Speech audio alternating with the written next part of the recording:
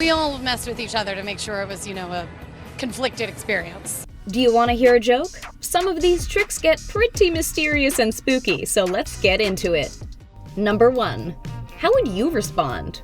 The creators of Wednesday had a realistic-looking Thing puppet terrorize the streets of New York. Oh my god, there's a hand behind us. Most people screamed, but Thing was able to get some laughs. He even made a couple of new friends, including plenty of children and a rat. Still, one nun stuck out her tongue at him and someone else kicked him over on his skateboard. But in the end, Thing returned to his good friend Wednesday. Number 2. Are you easily spooked? When Aubrey Plaza found out that the cast of White Lotus would be spending 5 months at a supposedly haunted hotel to film the second season, she couldn't help but mess with her co-star Adam DiMarco. This wasn't her first time playing a joke on set, but don't worry, we've got more on that later. She arranged scented reed diffusers and a Blair Witch shape on his dressing room floor, before proceeding to mess up her own dressing room and demanding to know who did this. The staff outed her upon reviewing security footage, but Aubrey tried throwing the blame on other co-stars just to mess with Adam further. According to him, I was definitely questioning my reality for a while there. I didn't know who to trust. Number 3. Aubrey Plaza is known for playing jokes. When she and her Parks and Rec co-star Chris Pratt discovered a toilet goblin on Amazon, she just couldn't resist buying one to sneak into Adam Scott's trailer. This little green monster comes with suction cups so that it can be placed under your toilet seat with its arm extended. So that when you open the lid, it jumps out at you. It's terrifying. Unfortunately, she didn't let us in on Adam Scott's reaction, but we imagine it was surprising. Number 4. These two are always up to something. Stranger Things' Millie Bobby Brown and Noah Schnapp first tried to trick the Duffer Brothers into thinking Millie was sick by filling her mouth with water and pretending she was gonna throw up. Next, they played a joke call on their costume designer, telling her the venue she had booked for her wedding was no longer available. But it was only a matter of time before they turned on each other. Millie got together 20 members of the crew and trash bins full of water balloons to meet Noah in the parking garage, and absolutely invade him, and it's bad. Number 5. There was nothing forced in these reactions. The first time that the child actors from It saw Bill Skarsgård in full makeup as Pennywise was while they were filming the projector scene that made it into the movie. Yeah, raw reaction. First time we saw him, it was terrifying. Producer Seth Graham-Smith described the scene as being authentic to how kids should be reacting, explaining that was one of Andy's things in terms of scaring the kids. Number 6. This was just bad timing. Josh Hutcherson hid a life-sized dummy of a tribute who had fallen victim to Tracker Jackers in Jennifer Lawrence's trailer bathroom on the set for Hunger Games Mockingjay, adding that it was all swollen and gnarly looking. Josh wasn't there for the big moment when she saw it, but said, "I've been told that she actually peed her pants in reaction to it." Apparently, he was pretty proud of himself, while Jennifer would go on to say, "I hate him. I still haven't gotten him back for that, actually. If we were Hutcherson, we'd be watching out."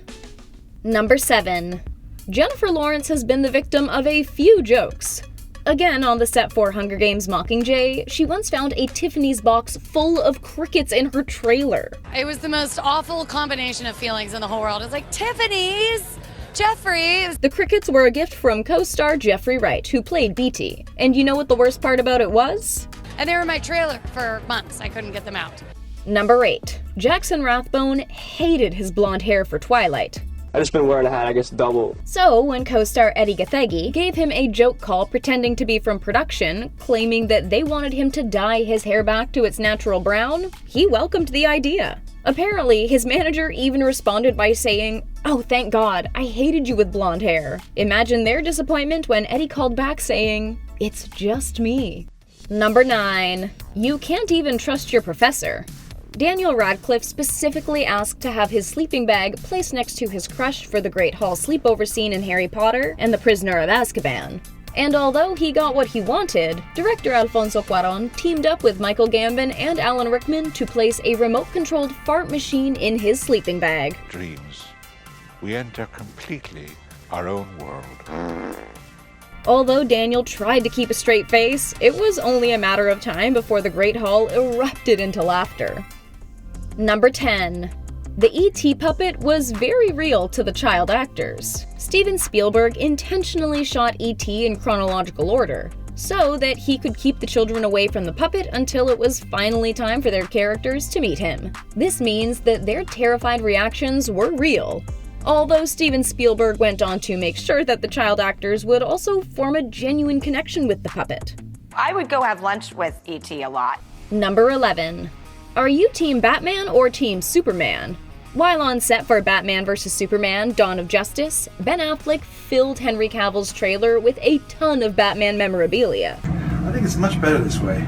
Ben uploaded a video of himself showing off his work and scribbling over Henry's face on a Dawn of Justice poster, along with the caption, "Henry, I'm flattered. I didn't know you were such a fan. We know #who will win." Number 12. Not all jokes go as planned. Nikolaj Coster-Waldau and Peter Dinklage came up with a great idea for how to cut the tension during Tyrion's courtroom scene on Game of Thrones. For the two of them to enter the room dancing. They danced from the door to the end of the hall and even managed to get a crowd of extras in on the fun. And the only response that they got upon finishing from the crew? The first AD go, "Yeah, reset, thank you." It was incredibly embarrassing.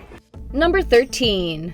Just like Ross and Rachel, we all know this was inevitable. Jason Sudeikis and director Rawson Marshall Thurber conspired on the set for We're the Millers to replace the song playing on the car's radio. Instead of TLC's Waterfalls, like Aniston was expecting, they surprised her with a group sing-along of the theme song from Friends. Thurber told HuffPost Entertainment she really loved it. She laughed and clapped, although he admitted her laughter was begrudging laughter, adding that she poked me and Jason in the ribs afterwards like, "You got me." Number 14. Talk about a tune-up. The cast of Moneyball were given golf carts to move around the set, giving Brad Pitt an idea. He rigged Jonah Hill's golf cart to play Wake Me Up Before You Go-Go whenever he turned it on, but Pitt was far from done. According to Hill, he had it shrink-wrapped bright pink, like neon pink. Then he attached wedding things, noisemakers under the car. Hill said that Pitt was the Bobby Fischer of jokes. He's 10 moves ahead of you. Number 15. Have you ever heard of Neutron Cream? On the set for Star Trek Into Darkness, Chris Pine convinced the makeup artists to distribute Neutron Cream among the cast, telling them that they would need to wear it in dots around their face as a safety precaution while filming inside the lab. Benedict Cumberbatch apparently just assumed it's America, and there is a lot of health and safety. I didn't just rub it in, I put it in dots around my face. Only upon reading his contract did he realize that Neutron Cream isn't real. These sets definitely seem to have a lot of fun. Which joke on this list made you laugh the most? We'd love to hear your opinions, so make them heard down in the comments.